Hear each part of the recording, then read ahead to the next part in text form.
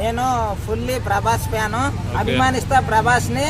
వేరే హీరోలను మొత్తం గౌరవిస్తా నేను. Okay right. అంటే ఎందుకని ప్రభాస్ అంతగానం నచ్చిన మీకు? ప్రభాస్ ఫ్యాన్ గానే ప్రతి ఒక్కరి దగ్గర నవ్వుతూ ఉంటాడు. ఇంకోటి మూవీలలో మనిషి పరంగా కానీ ప్రతి ఒక్కరికి ఆకలి అని అంటే అందరికి ఆకలి తీరుస్తాడు.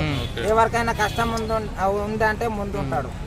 అది నాకు ఇష్టం. అయితే చిరంజీవి బ్లడ్ బ్యాంక్ తెరిచిండు, మహేష్ బాబు చిన్నపిల్లలకి హార్ట్ ఆపరేషన్ చేయించిండు. వాళ్ళు కూడా నాకు చాలా ఇష్టం, గౌరవిస్తాను నేను. వాళ్ళు చేసే మంచి పనులు వాట్సాప్ సూపర్ సార్. ఫస్ట్ మొదలు పెట్టిందే వాళ్ళు కదా. ఇప్పటి తరం గురించి చెప్పండి. మరి మన ప్రభాస్ నెక్స్ట్ మూవీ ఏమొస్తుంది? మళ్ళీ ఏ మూవీస్ వస్తున్నాయి? ఇప్పుడైతే చాలా ఉన్నాయి. స్పిరిట్ వస్తుంది, రాజసాబ్ వస్తున్నది, ఇంకా షూటింగ్ లలో ఉన్నాయి కదా. టైం ఉంది, అనౌన్స్ చేస్తారు. అంటే మన పుష్ప రికార్డ్స్ బద్దలు కొట్టేది ప్రభాస్ అని నేను అనుకుంటున్నా. మళ్ళీ దానికి మీరేమంటున్నారు? 100% అదైతే నిజం, కానీ టైం పడుతుంది. ఎందుకంటే రావాలి కదా, రిలీజ్ కావాలి కదా. రిలీజ్ అయిన తర్వాత మా రేట్లు కూడా పెరగాలి కదా. ఇప్పుడు ఒక రికార్డ్ లో బద్దలు కొడితేనే సినిమా మీద ఇంట్రెస్ట్ అనేది పెరుగుతుంది. రికార్డులు అనేది ఎవరికి పర్మనెంట్ కాదు.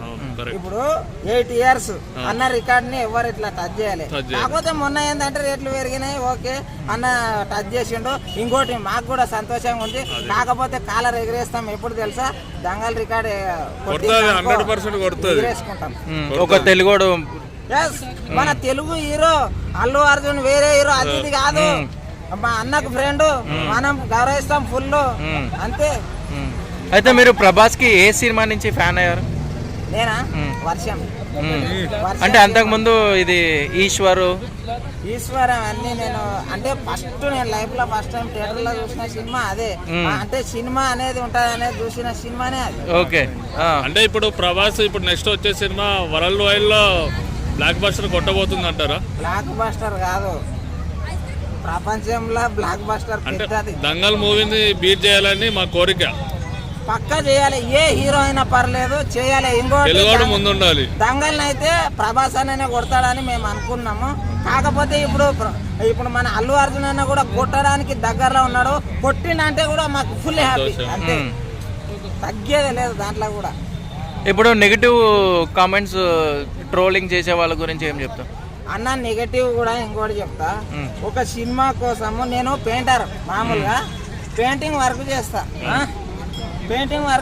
ఇప్పుడు మా కాంట్రాక్టర్ అనేటైనా పడిపోయిందంటే నేను ఎట్లా బతకాలి? ఒక నిర్మాత ఎన్నో వేల కోట్లు పెట్టి ఎంతో మంది కెమెరామెన్లు, ఇంకా మాలేక ఇప్పుడు మేము పోయి పెయింట్ వేసి వస్తాం కదా, అట్లా ఎంతో మంది వర్కర్లు పనిచేస్తారు. వాళ్ళ జీవితాలు ఏం కావాలి? అసలు తెలివి ఉన్నది ట్రోల్ చేయడానికి?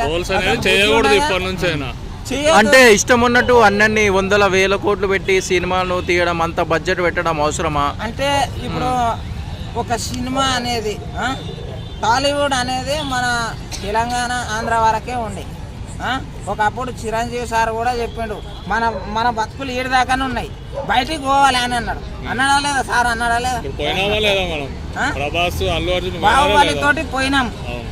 బాహుబలి అందరికి పరిచయం చేసింది అయితే బాహుబలి 2 ఇదైతే పక్క. దీంట్లో మాత్రం నేనైతే అందరం కలిసి అందరి హీరోల తరపున మెలేస్తా.